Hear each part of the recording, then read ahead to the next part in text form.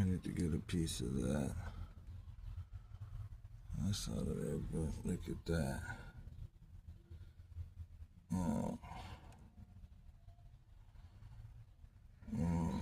That's the damage on the motor. As you can see, it's up there. We should knock the hole in it. So we're not looking so good right now, but I was able to. That's the bottom side of the hole right there. Now you guys can't see it because my phone is crap, but yeah, that's the bottom side of the hole. It was that piston that did it.